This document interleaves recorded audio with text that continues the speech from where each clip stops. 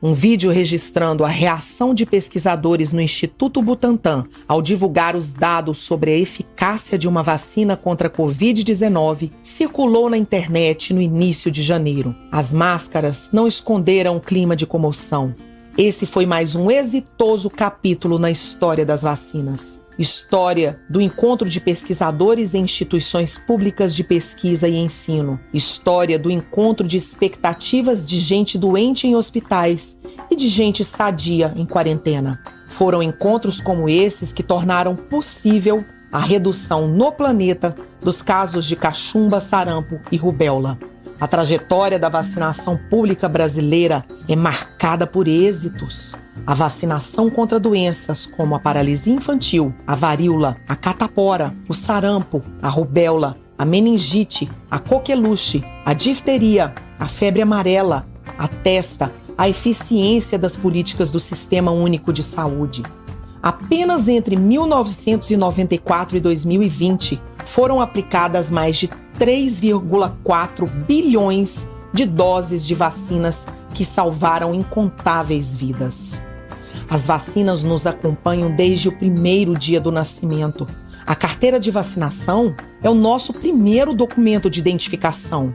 Recebemos mais de 25 doses de vacina durante a infância. Até a velhice, receberemos pelo menos outras 2 dezenas de doses para doenças como hepatite B, febre amarela, HPV e gripe.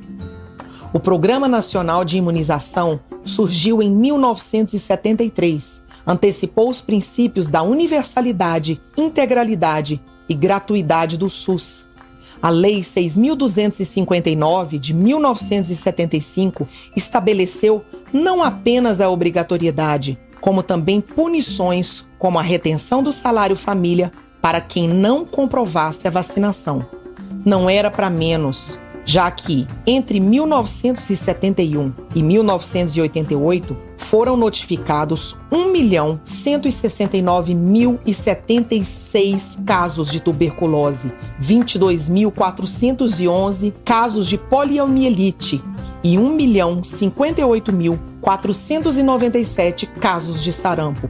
A obrigatoriedade da vacinação celebrou o compromisso geracional com a saúde pública. O esforço do sistema público foi excepcional. É que no Brasil sempre precisamos considerar a geografia, as diferenças ecológicas e os níveis de desenvolvimento regional tornam extraordinário o desafio de universalizar o acesso às vacinas. Lembre-se disso. O SUS mobiliza diariamente milhares de postos de vacinação e dezenas de milhares de profissionais de saúde para atender às demandas do calendário de vacinação. Recorde a história da poliomielite e da influenza. A paralisia infantil nos assombrou até a década de 80. Entre 1973 e 1976, foram aplicadas 42 milhões de doses de vacina para pólio. Ainda em 1979, foram registrados 2.569 casos de poliomielite.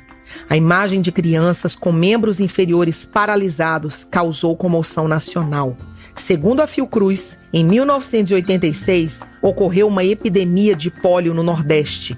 Em 40 dias, a Biomanguinhos disponibilizou a vacina para a variação tipo 3 da doença. A campanha nacional de vacinação ocorreu em 1980 e em 1994 o Brasil recebeu o certificado de eliminação da pólio. A eficiência das campanhas de vacinação contra a influenza, infecção viral que prejudica o sistema respiratório, pode ser atestada pelo fato de que apenas 6 estados brasileiros apresentaram cobertura vacinal em 2019 abaixo da meta de 90%. No grupo prioritário de idosos, todos os estados atingiram a meta da vacinação. A estratégia foi determinante para a redução das internações, complicações e mortes da população-alvo da campanha. A democratização das vacinas depende da gratuidade, da acessibilidade e da informação.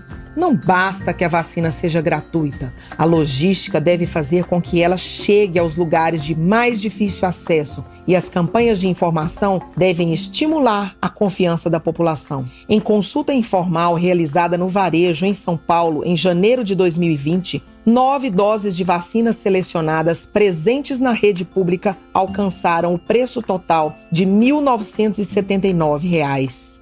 Pense nisso. O monopólio privado da vacina não significaria outra coisa senão a sentença de morte para milhões de brasileiros.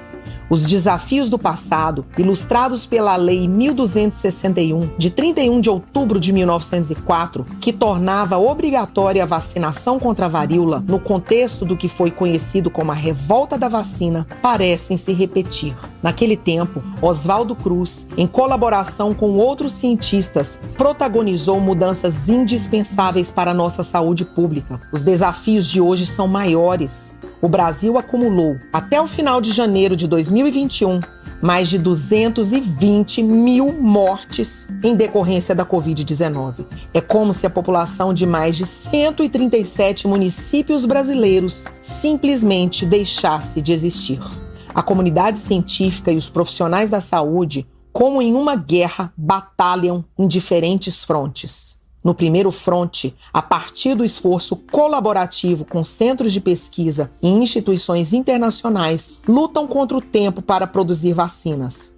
No segundo fronte, se ocupam em cuidar de milhões de pessoas nos hospitais, ambulatórios e clínicas da rede pública e privada.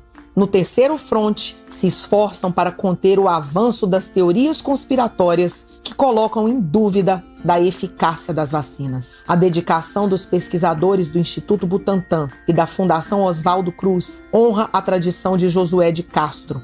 Apesar da alegria diante dos resultados, sabem que a batalha apenas começou.